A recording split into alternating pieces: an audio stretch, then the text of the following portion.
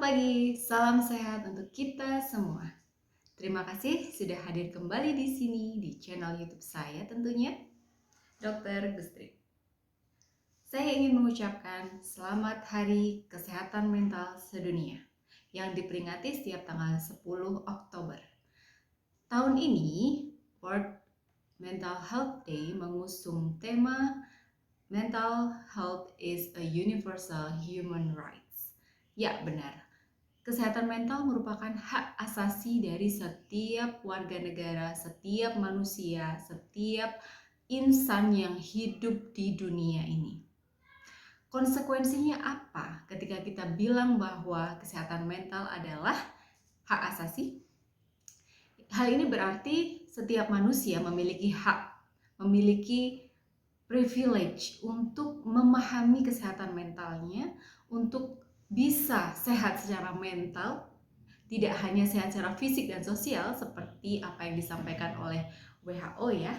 Jadi, kalau sudah kita bilang human rights, it means there is nothing again bullying, tidak ada lagi pembulian atau perundungan, tidak ada lagi judging, penghakiman atau labeling, dan juga body shaming misalnya. Karena setiap orang ini unik ya, setiap orang ini unik. Setiap orang memiliki karakter masing-masing, memiliki latar belakang pribadi masing-masing yang ditumbuhkan oleh genetika atau keturunan, dia keturunan siapa, bagaimana pola herediter ke atasnya, sifat apa saja yang diturunkan, kita tidak tahu persis bagaimana itu. Maka tidak ada judging untuk pribadi seseorang. Selain dari pengaruh genetik atau herediter, kita ini ya, fenotip kita yang ada sekarang ini juga ditentukan oleh faktor eksternal, faktor lingkungan kita. Yang kita tidak tahu persis tiap orang per orangnya bagaimana. Kemampuan lingkungan ini memengaruhi diri kita. Benar? Nah, kemudian kalau sudah kita aware bahwa diri kita ini merupakan perpaduan dari nature atau genetik dan nurture atau yang didapat, maka kita ini tidak bisa dilabeling ya, A seperti ini, B seperti ini, C seperti ini. Lingkungan akan terus memberikan warnanya kepada setiap pribadi. Yang genetik yang sudah dibawa ini bisa diubah ya. Mungkin watak tidak bisa diubah, tetapi karakter pembawaan pribadi seseorang itu bisa juga diwarnai. Tidak melulu seorang yang misalkan ya punya kepribadian perfeksionis melankolis, ketika dihajar oleh lingkungan yang semakin keras, itu bisa ada perpaduan dengan koleris juga. Kalaupun dia seseorang yang koleris, apabila dididik oleh lingkungan yang melankolis, bisa juga dia akan mengalami perpaduan. Jadi intinya kita tidak bisa menjudge seseorang itu sifatnya ya, terutama itu A, B, C, D, kalau ternyata lingkungan itu juga mempengaruhi kepribadian kita, mempengaruhi diri kita secara holistik. Oke. Selanjutnya, kalau kita sudah memahami bahwa kita punya hak, kita asasi terhadap kesehatan mental setiap orang per orang, maka kita juga mempunyai konsekuensi untuk selalu aware, selalu sadar bagaimana status kesehatan mental kita sendiri. Selain itu, kita juga berkewajiban untuk menjaga status kesehatan mental kita agar tidak sampai down, tidak sampai drop, bahkan sampai mengganggu stabilitas orang lain. Tadi sudah saya singgung juga bahwa kalau memang kita sudah menyadari bahwa hak asasi itu ada milik orang per orang, maka kita tidak bisa melakukan judging, labeling, bullying, dan contohnya juga dengan body shaming. Karena semua yang kita lakukan terhadap orang ini akan menjadikan lingkungan eksternal bagi orang tersebut. Kalau orang itu tidak sehat mentalnya atau tidak kuat status mentalnya, itu bisa menjadikan stresor yang berat pada diri orang tersebut. Taruhlah pada diri kita misalnya, kita dapat stresor seberat itu dengan bullying setiap hari misalnya, itu akan membuat diri kita ini drop status mentalnya karena kepikiran terus. Sebenarnya nggak pengen mikir, tapi kepikiran terus, kok dia bilang aku seperti ini ya, kok dia bilang aku seperti itu ya. Akhirnya itu jadi stresor yang terus berkepanjangan dan akhirnya bisa mencederai status mental kita. Karena kita dibentuk oleh genetika dan lingkungan yang berbeda-beda, kita tidak bisa menyamaratakan setiap orang ya. Kita tidak bisa membuat standarisasi keputusan, sikap yang diambil oleh orang-orang ya ketika menghadapi masalah yang mungkin saja sama. Karena balik lagi, setiap orang itu unik dan memiliki latar belakang masing-masing. Bisa jadi mereka masih punya trauma masa lalu, bisa jadi banyak stresor yang memengaruhi, akhirnya sikap yang diambil juga akan sangat berbeda dengan orang lain. Kesimpulannya, kita tidak bisa menyamakan status mental kita dengan orang lain meskipun menghadapi permasalahan yang sama persis. Belum lagi peran yang diambil, yang dimainkan di dunia ini, setiap orang itu kan beda-beda ya. Ada yang bisa handling multi peran, ada yang tidak bisa ya. Dan bagaimana support system yang dipunyai masing-masing orang itu pasti akan berbeda juga. Ada yang memiliki support system yang kuat di keluarganya, ada yang tidak memiliki. Ada yang memiliki support system yang tidak kuat di keluarga dan juga lingkungan sekitarnya. Jadi dia seperti orang hilang. Karena memang sangat beririsan ya antara peran yang dimainkan dan support system yang kita punyai. Belum lagi bagaimana citra diri kita, belum lagi bagaimana latar belakang pendidikan kita, belum lagi bagaimana masa lalu itu mempengaruhi kita nggak sih ya, seperti yang saya singgung tadi, trauma, inner child mungkin ya yang lagi in juga dibahas. Terus bagaimana juga dengan stresor-stresor yang lain. Nah, inilah yang harus disikapi dengan baik.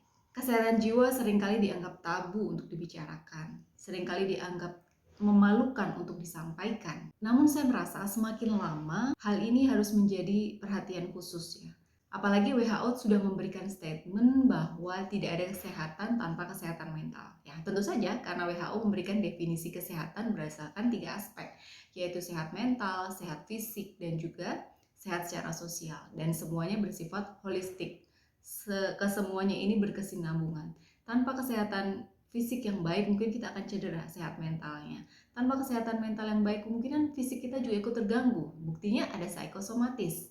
Kemudian bagaimana dengan kesehatan sosial? Nah, kalau ada ketidaksehatan di bidang fisik maupun mental, pasti sosialnya juga akan terganggu. Hubungan dengan orang per orang yang lain, interpersonalnya juga akan terganggu, bukan? Tiap orang punya cerita, tiap orang punya keluhan yang berbeda, tiap orang punya masalah, prioritas masalah yang berbeda-beda juga. Dan lagi wanita memiliki 20.000 kata tiap hari yang harus dikeluarkan dari dalam diri agar tidak menjadi beban di hati.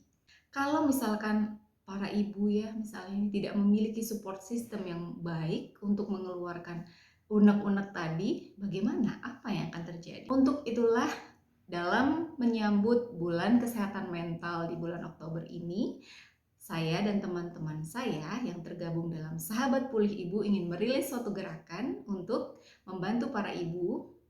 Kenapa para ibu saja? Ya karena ibu ini adalah core-nya, adalah kuncinya, adalah jiwa dari sebuah keluarga yang bisa memberikan kebahagiaan. Ya, apabila ibunya sudah selesai dengan dirinya, ibunya bahagia, pasti akan memberikan energi bahagia yang jauh lebih besar. Nah, bayangkan jika seorang ibu ini memiliki trauma tersendiri, memiliki gangguan-gangguan stresor yang berat, lalu bagaimana caranya dia membuat bahagia dalam keluarganya? Nanti akan saya bahas tersendiri ya tentang trauma. Nah, SPI atau Sahabat Pulih Ibu ini hadir untuk menjawab permasalahan apabila tidak ada support system yang mumpuni di lingkungan seorang ibu. Support system ini penting sekali karena kalau tanpa support system ya kita bisa kok berdiri sendiri. Nah, kadang ada seorang tidak yakin terhadap dirinya dan butuh orang lain untuk menguatkan. Oleh karena itu, Sahabat Pulih Ibu ini hadir untuk menemani ibu-ibu memulihkan diri.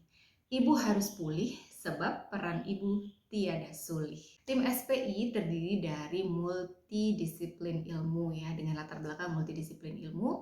Ada yang dari kesehatan atau dokter seperti saya dan salah seorang rekan saya.